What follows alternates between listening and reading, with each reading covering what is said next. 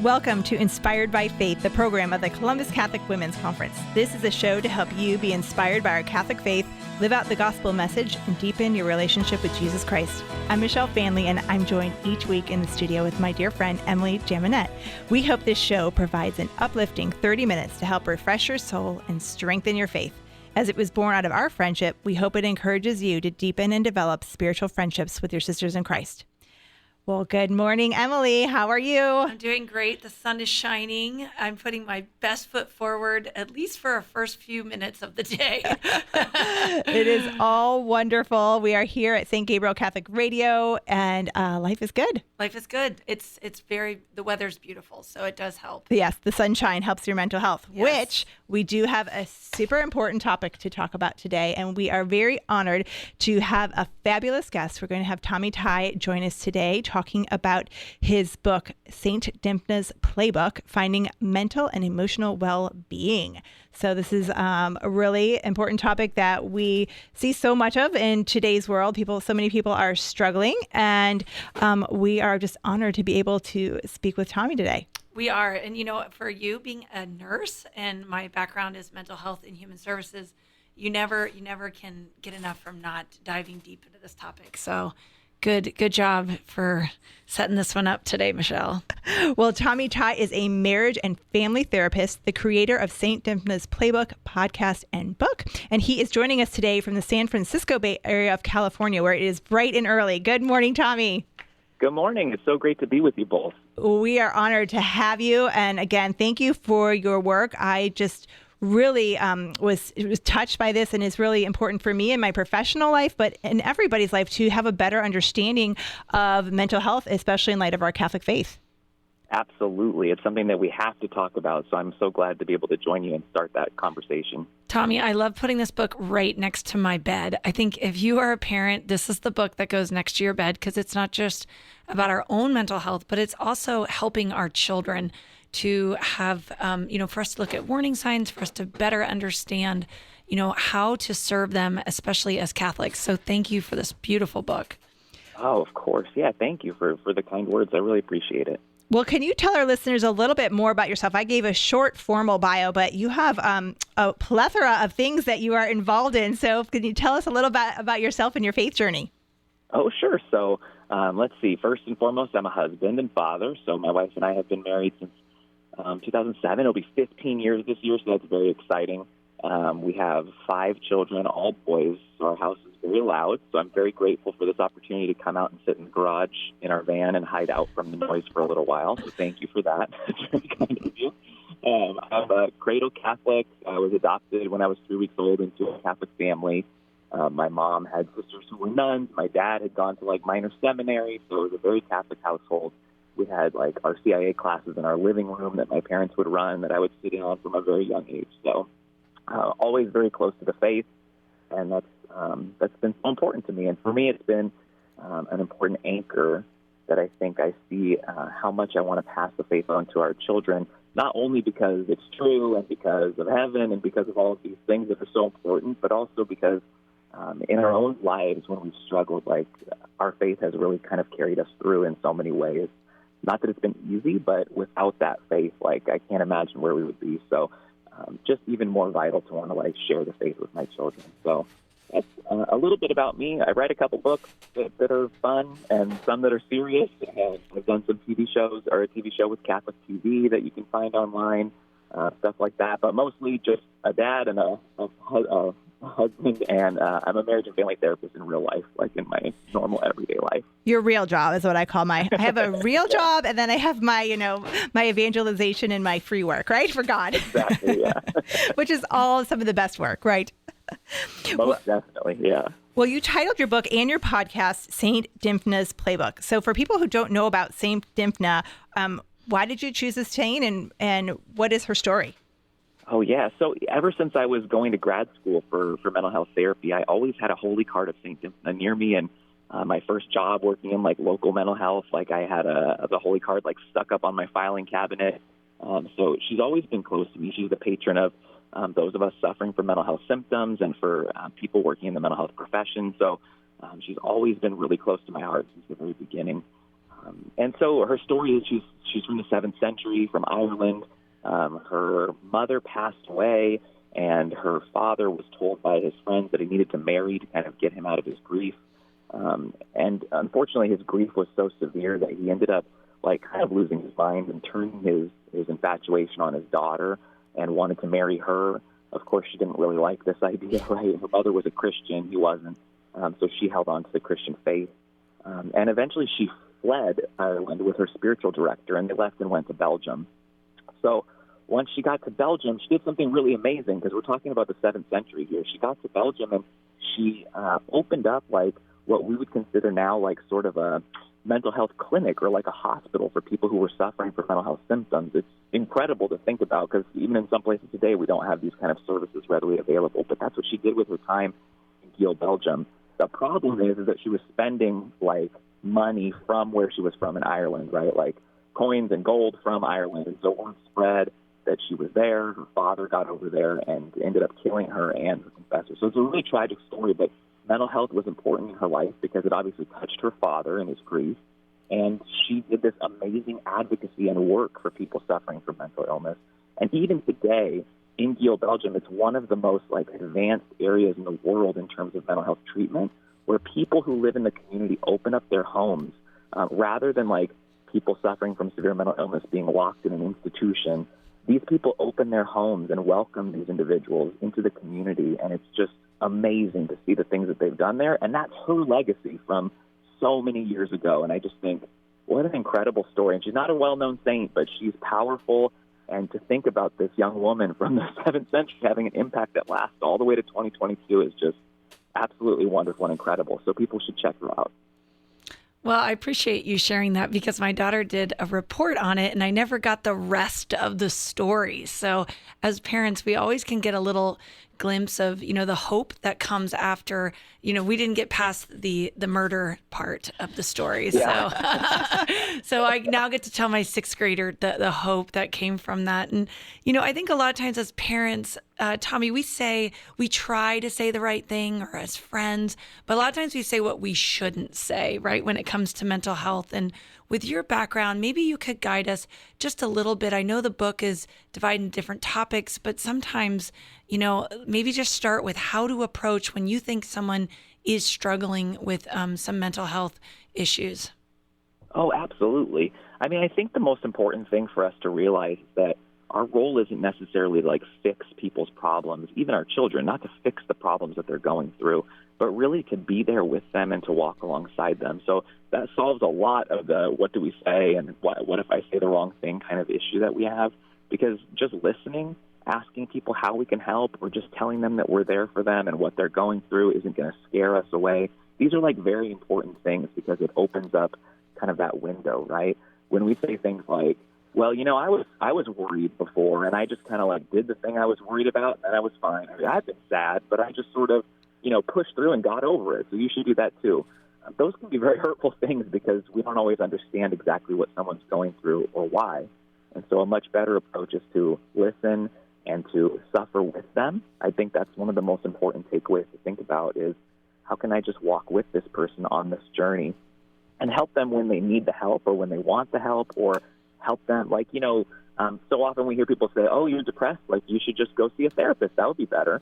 But when you're depressed, you don't have the ability to call all these people, wait on hold, get authorizations, or all of these things that we've done in our country to make it difficult to get treatment, right? Helping people to do those things is such an important thing. So anyway, just being willing to tell people, I'm here for you, you can talk to me, and nothing that you say is going to make me leave. I'm going to be here with you no matter what. I think that's a really important thing. For our children, I always think it's very important to share our own mental health history, to talk about times that we've been anxious, times that we've been depressed, to really normalize those feelings, because we don't want our kids to feel like we don't understand. And we've all been through it. So, of course you have to filter things for the ages of your children based on what you've been through. But sharing those times that you have felt that way in the past, I think is really, really powerful, because it opens that door to empathy and understanding. Well, thank you for sharing that, Tommy. And I know I loved in your book how you separated things into 5 different topics. So you talked about depression, anxiety, trauma, relationships, and grief as big topics in mental health. And I thought we could just break down a few of them today because we won't have time to go through all of them. But I think a big one is anxiety. And I know it was actually a big topic at our women's conference this year, discussing this. And I know as a nurse, I see a lot of people who are struggling, especially kids, with anxiety.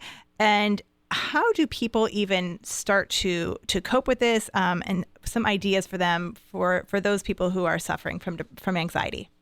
Oh, absolutely. So I think it's really important for us to first think about the difference between just normal worry and then having anxiety that's really impacting our life, right? So all of us experience anxiety from time to time. All of us have worried about things, felt nervous about the future, right? Felt nervous about things that we said in the past or did in the past.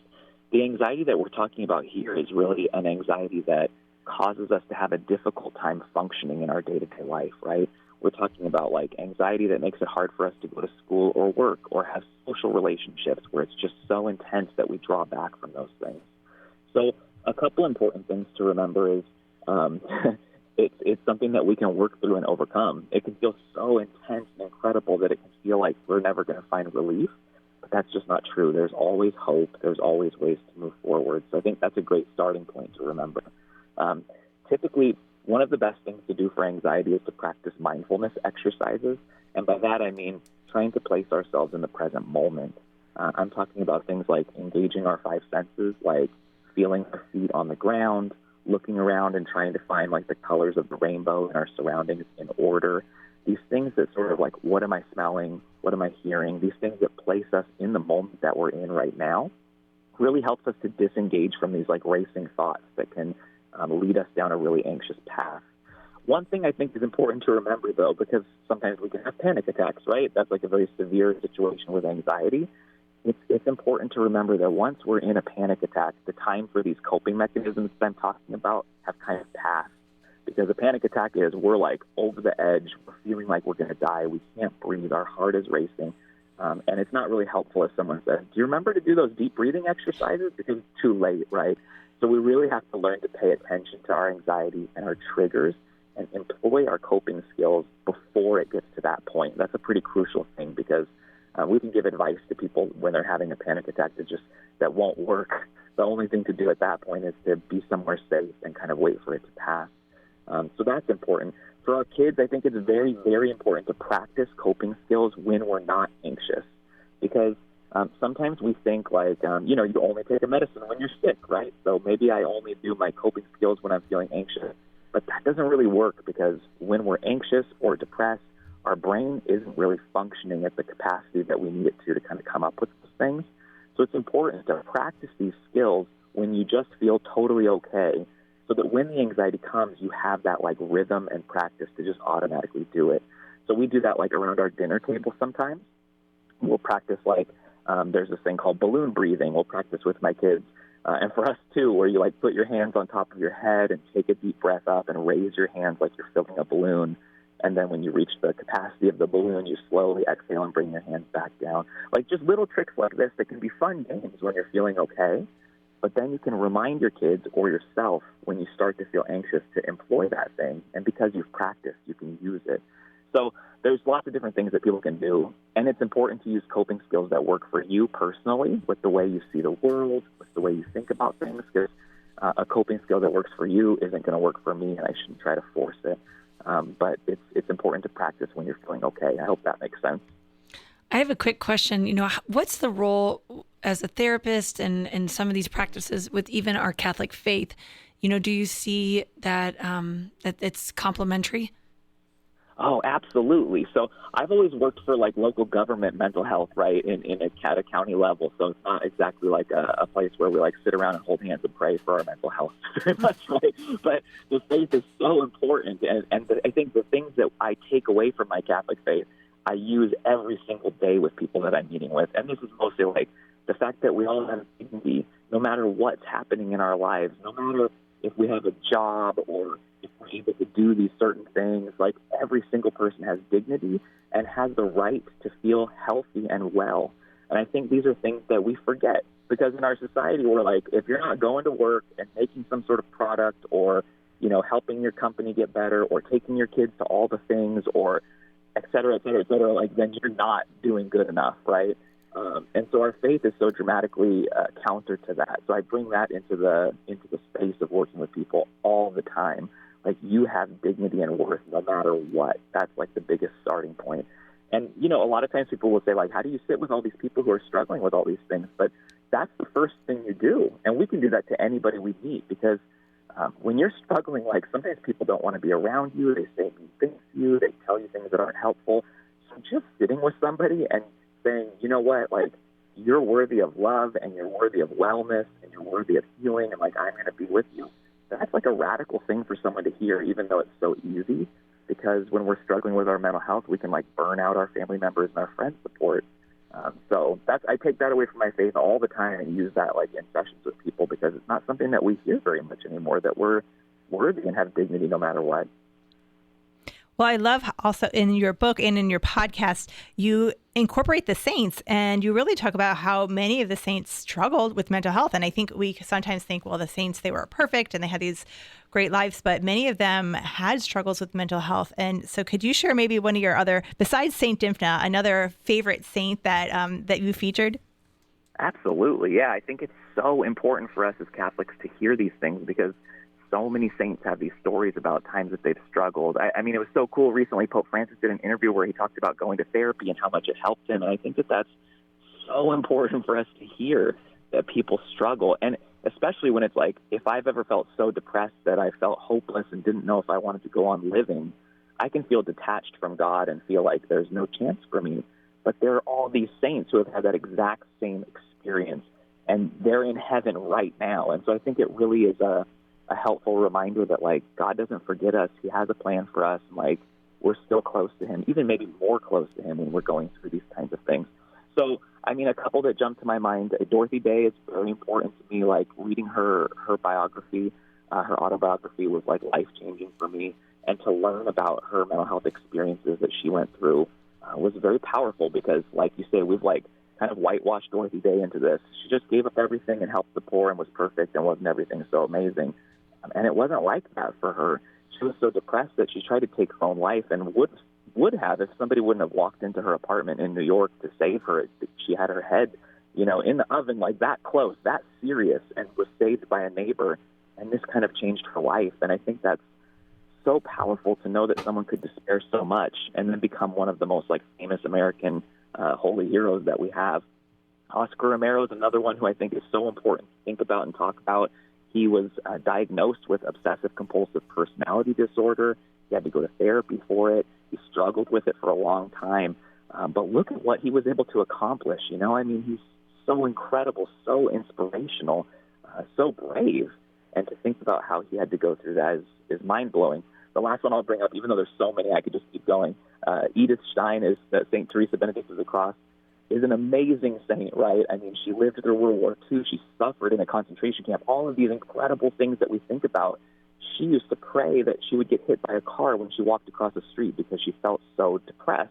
And to explore that and to hear how she worked through that and her thoughts about that, it's just so incredible to read, because it gives me hope when I feel like I'm despairing and hopeless, that there's somebody who I can reach out to who instantly understands. And it's her. I can ask for her help in heaven, because she's been there before. And I just think it's one of the most incredible things in our Catholic faith, is having this communion of people who are like us, who understand us, who can intercede for us. It's incredibly important.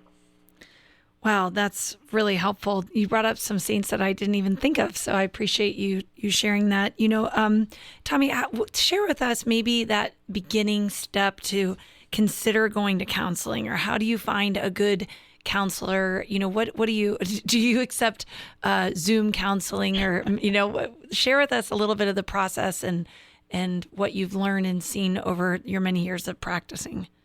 Oh, sure. So I work in, like, a local mental health setting, so just seeing patients, like, face-to-face who live in the area and who are on Medicaid or Medi-Cal, we call it here. So that's what I do primarily in my work. But a couple things about picking a good therapist. I think one of the things is that you can go the normal route. So I think sometimes we think that we need to seek out somebody who, has, like, a perfect rating on the internet, and I've heard things about them, and they cost $500 an hour, so they must be incredible, and that's where I'm going to go. That could work for some people, but most of us, like when I hear about how much therapists are charging, since we don't charge anything, like it kind of blows me away, and I can't believe it. So one piece of advice would be that there are lots of good therapists who you can access through your insurance, or if you have Medicaid, like state insurance, you can access through them, through the county access lines that you can call. So I think like thinking about going through it the most simple way is a great place to start. Telling your primary care doctor that you want to see a therapist and getting connected that way. There are tons of ways to get connected to therapy that are cost effective. Even seeing people who are like collecting hours, like interns who have a therapist over them, can be very cost effective. And I've met plenty of interns who I would rather go to therapy than a bunch of licensed people that I've met before. So it's important to be open to that kind of a thing. The other thing that's important in terms of finding a good therapist is to realize that the work of therapy is going to work because of the relationships that you build. So somebody could be the most amazing therapist on earth, but if our relationship doesn't click, it's not going to go anywhere for me. And we have to be willing to say after a couple sessions or something, this isn't quite the good fit for me. And most therapists I've ever met are totally okay with that because they feel the same thing that you're feeling, and they want to be able to click with people too. So seeking out somebody who fits with you is a really important thing. I would say in terms of when do you go get therapy, there's a lot of thought around like when your functioning starts to suffer and things like that. But I would say if you're thinking about it, it's worth checking it out. It's not like if you sign up to see a therapist, you have to go for 6 months or you get like a cancellation fee or something like that, like, some streaming program or something. If you can go and see and get some help, see if you want to keep going, you can quit if you need to, just to check it out and see if it's helpful for you. One question I get all the time from people is the importance of finding a Catholic therapist. And this is something that I've talked about a lot because I think, as I mentioned, the relationship is vitally important to the therapeutic process. And if you're suffering through something specific, it's important to find somebody who knows how to treat that specific issue rather than somebody who shares your faith, right? All of us therapists are trained to respect everybody's worldview and to not be offering things that go outside of their worldview. So I don't think we should be really worried about that. And if I'm dealing with obsessive-compulsive disorder, I need to find a therapist who knows how to treat obsessive-compulsive disorder rather than going to a Catholic therapist who might have no idea, because they could lead me down a path that actually makes things worse rather than better if they don't have training, right? So I know it's hard. I know that a lot of us think that therapists are going to recommend we do things that go against our faith. But I would say we don't. We almost never would do something like that. And it's better to find somebody who's a good fit personality-wise and a good fit for what you're going through. Well, thank you for that. I know so many people, there is such the stigma of, you don't want to admit that you're going to counseling or tell anybody, but it's so important in this time to be open about that and to share with others, our experience and to talk about this. And it's okay if you go to counseling. It's a great thing. And we're lucky here. We have Spirit of Peace Clinical Counseling, a great Catholic counseling group that takes insurance. So there are some really beautiful organizations here, even locally, that people can take advantage of if they feel they need to start seeing a counselor. So before we let you go, we are almost out of time here, Tommy. Can you tell our listeners where they can find you online and get your books and hear your podcast? Absolutely, yeah. So I would plop St. Dimphna's Playbook into Google. I think that's the best way, and you'll find the book and the podcast to hop up there. You can go to Ave Maria Press's website to order the book, or to your local Catholic bookstore to be able to ask for it. I think that would be really nice.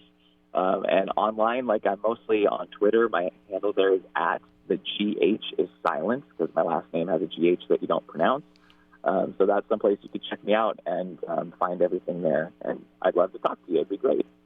You have a lot of great humor on Twitter. I'm not a Twitter person, but my husband is, and he's always telling me your tweets of the day. Oh, how embarrassing, but thank him for me. That's nice. Well, thank you so much for joining us, Tommy. We really appreciate your experience and your expertise, and we hope to meet you in real life someday. Absolutely. That would be wonderful, and I'm just so grateful that you guys are talking about mental health, because we need to so much, especially right now in our history. This is such an important time to talk about it. So thank you so much. Well, thank you, and God bless. You too. Bye-bye. Oh, that was so wonderful. That was really wonderful. I took a lot of great notes. And again, I mean, this book goes by my bedside because you can't be equipped enough as a parent. A lot of times when they're little, you're focusing on making sure you're feeding them correctly and making sure they sleep well. But I think that the mental health piece is important too, because you don't want to ignore some of these mental health concerns in yourself, in your loved ones, in your family. And recently I was given some really good advice on this, that we also, by praying for those struggling, sometimes we're praying that therapist comes in their life, or that, that role model comes in their life that helps them get to therapy as well and get the treatment they need. So I also see the importance of praying for those that are struggling. I especially appreciated the chapters on relationships. They're really good for no matter how many years you've been married. Nobody has a perfect relationship. And there's some just really great talks and discussion on working on things in your marriage and active listening with your partner. I think it's well worth a read for you and any relationship, any friendship. There are, we talk about manipulative relationships. There is so many different issues we can experience in our relationships. So it was a little different than some of the other chapters, like on anxiety and depression, but more something, it's more day-to-day things that you can practice just in any relationship, not necessarily a struggle. I did enjoy that as well, because you don't really always think of it, but it gives you some great solutions and some symptoms and signs of maybe what to look forward to and to work on. Well, let's close in prayer. I have a prayer for the intercession of Saint Dymphna. So in the name of the Father, and of the Son, and the Holy Spirit, amen. Good Saint Dymphna, great wonder worker in every affliction of mind and body, I humbly implore your powerful intercession with Jesus through Mary, the health of sick in my present need. Saint Dymphna, martyr of purity, patroness of those who suffer with nerves and mental affliction, beloved child of Jesus and Mary, pray to them for me and obtain my request. Saint Dymphna, virgin and martyr, pray for us. Pray for us. Amen. Well, thank you for joining us for Inspired by Faith. We hope you are blessed and inspired by this episode. To find out more about the Columbus Catholic Women's Conference, visit columbuscatholicwomen.com. And to hear more about Emily and my work, be sure to visit inspirethefaith.com.